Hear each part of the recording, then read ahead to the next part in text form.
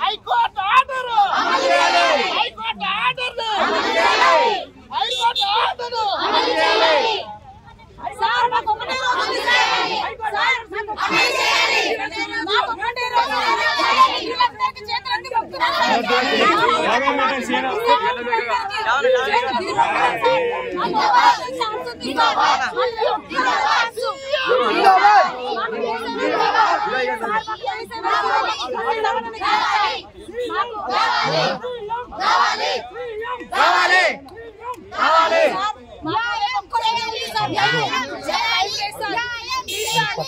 మాకొక్కటే రోజు టైం ఉంది సార్.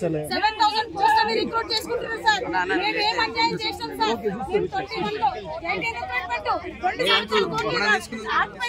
21 లో తీసుకున్నారు. ఇచ్చిన 6 మంత్స్ లోనే ట్రాన్స్ఫర్ చేసిరు. మా స్థానికత కోల్పోయినాం, వెళ్ళిపోయినాం సార్. ఇప్పుడు మళ్ళీ కొత్త రిక్రూట్మెంట్ అని చెప్పేసి ఇప్పుడు మళ్ళీ 7,000 పోస్టులను తీసుకుంటున్నారు సార్.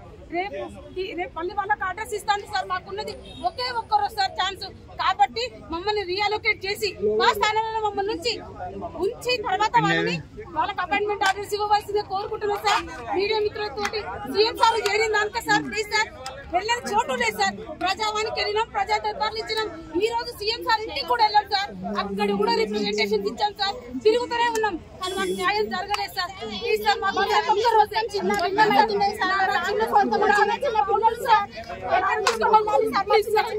కలుసుకుంటే ఇది ఎక్కడ న్యాయం సార్? మేము కూడా కష్టపడి రాసి తెచ్చుకున్న జాబ్ లేదు సార్.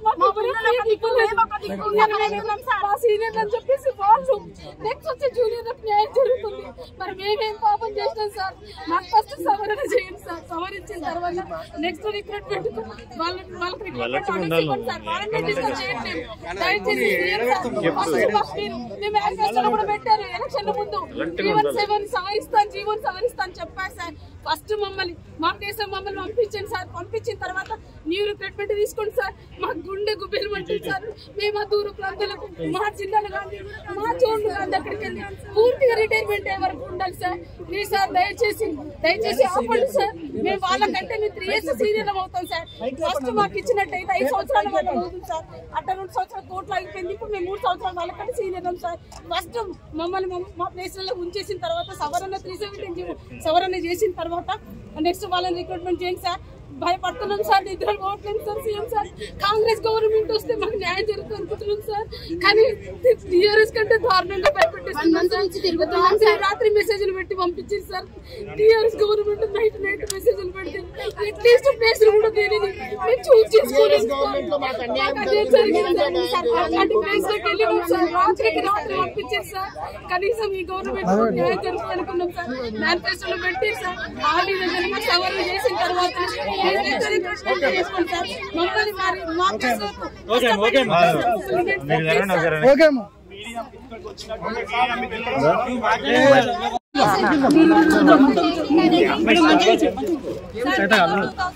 అనేది మారేసిన కంటే ముందే ఉన్నది. మేము 2021 లో రిక్రూట్ అయ్యాం సార్. మేము రిక్రూట్ అయిన 6 months కే అర్ధరాత్రికి మాకు మెసేజెస్ పంపించి జూనియర్స్ అనే ఒకే ఒక కారణం చేత అటు మెరిట్ లేదు, ర్యాంక్ లేదు, మా క్రియేటివిటీ లేదు, ఏమీ లేకుండా ఇష్టం వచ్చినట్టు ఎక్కడ పడితే అక్కడ ఒక మ్యాప్ పెట్టుకొని ఇసుక వేసి మీ పేరు అక్కడ పడింది అటు వెళ్ళిపో అన్నట్టుగా మమ్మల్ని పంపించేశారు.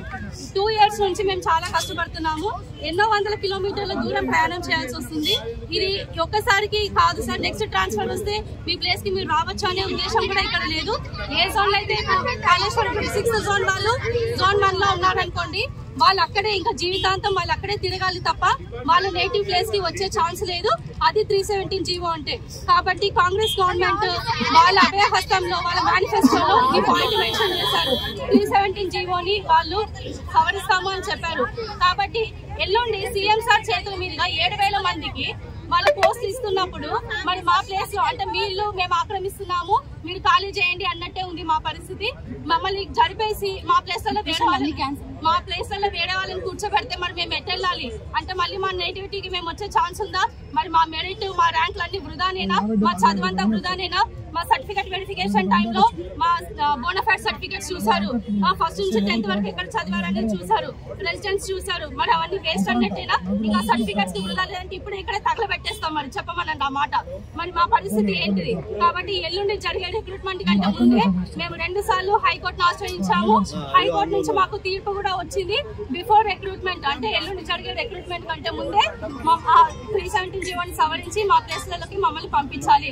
మరి హైకోర్టు ఆర్డర్స్ కూడా వాళ్ళు తృణీకరించారు. వాళ్ళు ఆ పాయింట్ ను కూడా గమనిస్తలేరు.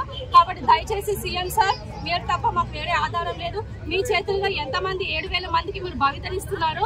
ఇక్కడ ఉన్న ప్రతి ఒక్కరిని కూడా దయచేసి కన్సిడర్ చేసి మా నేటివిటీని మాకు ఇచ్చి మెరిట్ ఆధారంగా ఎవరైతే లాస్ అయ్యారో మెరిట్ ని కూడా మీరు జాబితాలో తీసుకొని వాళ్ళకు కూడా న్యాయం చేయాలని మేము కోరుతున్నాం సార్.